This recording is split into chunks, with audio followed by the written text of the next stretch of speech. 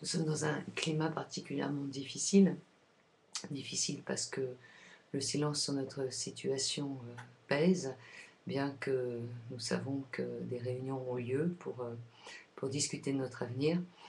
Jusqu'à présent, nous n'avons jamais été sollicités pour éventuellement faire partie des discussions. Alors, chacun rebondit à sa manière ici, à Bonnecombe. Vous avez le père Jean-Baptiste qui, face à certains courriers difficiles ou certains appels téléphoniques, va dire vite vite une prière. Vous avez Gisèle qui va vite vite courir vers un pot de chocolat, et vous avez Alain qui va vite vite aller faire une balade. Et ben pour moi, ça sera vite vite que je puisse faire une vidéo. C'est une façon aussi, à chacun sa façon de répondre face aux difficultés que nous vivons aujourd'hui, avec ce désir de, encore une fois de plus, de ne pas nous laisser complètement submerger par la passion, par les émotions. Donc nous faisons tout ce que nous pouvons pour nous tenir dans notre foi et humainement.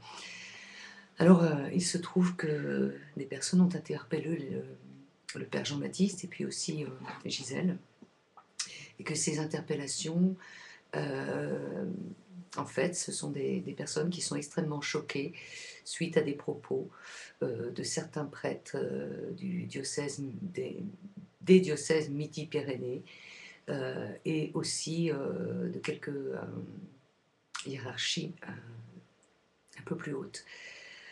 Et nous souffrons tous ensemble des propos malveillants, mais ceux qui m'entourent en souffrent davantage, puisqu'en fait les propos malveillants me concernent particulièrement moi.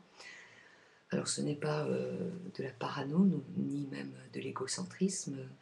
Nous continuons à avoir les preuves, de nombreuses preuves sur ce qui se passe, sur ce qui se trame. Les propos sont toujours les mêmes, bien entendu. Et ce qui est assez redoutable, c'est qu'elles n'évoluent pas. On reste toujours dans des choses assez irrationnelles. Donc je suis quelqu'un de folle, et je veux détruire l'Église.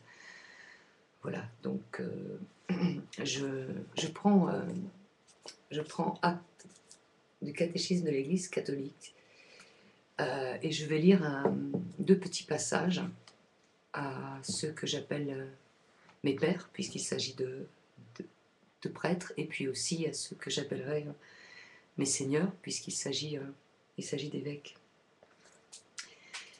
Donc, à la page 501 du livre, « Médisance et calomnie détruisent la réputation et l'honneur du prochain.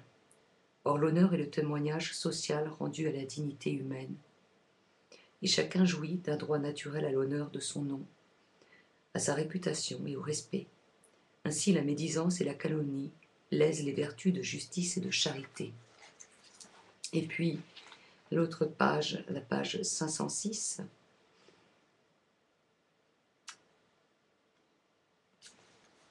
Le respect de la réputation et de l'honneur des personnes interdit toute attitude ou toute parole de médisance ou de calomnie.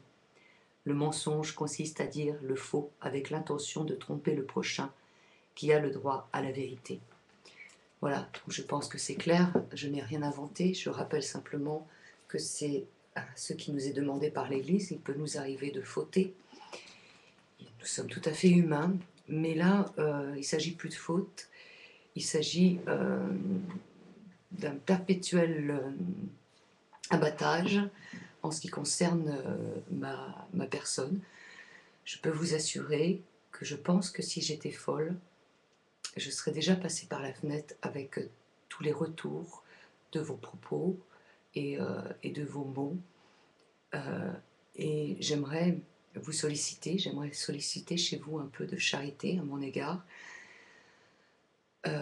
C'est comme si vous aviez tout simplement un pistolet braqué sur mes tempes jusqu'à ce que je finisse par me tirer une balle dans la tête. Et je trouve ça assez redoutable.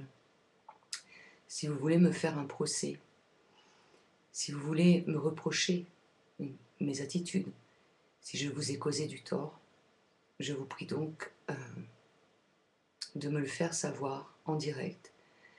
J'aimerais que euh, cette sorte de tribunal auquel je ne suis pas conviée puisse cesser. Je ne crois pas qu'il soit bon pour les personnes de l'extérieur d'entendre de tels propos sur moi.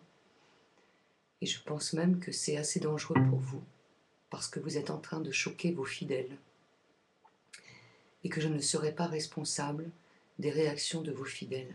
Je suis responsable de mes paroles, je suis responsable de ce que j'ai vécu, de ce que j'ai donné. Je suis responsable du mal que je peux faire aussi également, et devant lequel je peux répondre si vraiment je suis accusée réellement d'avoir fait un quelconque mal à l'Église. Alors j'ose espérer que cette vidéo finisse par circuler pour s'adresser aux autorités qui malheureusement ne font que faire perdurer les propos de certains responsables de la communauté des béatitudes. Je pense qu'il est temps d'arrêter les inversions. Je ne suis pas coupable d'avoir fait la vérité et je ne veux pas vivre sous cette culpabilité. Voilà, donc c'est une façon aussi pour moi de réagir sainement, parce que je ne sais pas si vous imaginez les dégâts que ce genre d'attitude peut causer.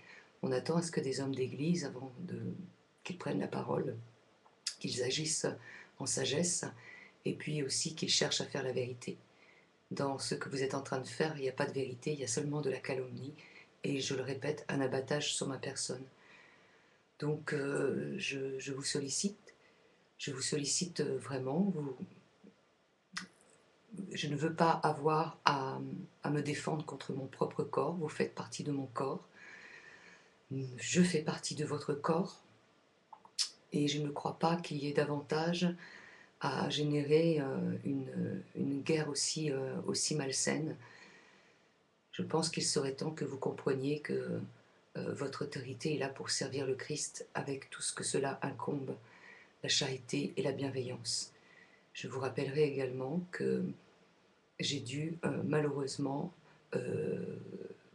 conduire un prêtre qui faisait partie du tribunal de l'officialité de l'Église devant les tribunaux pour les mêmes propos que vous avez à mon encontre, et qu'il a été condamné devant la justice.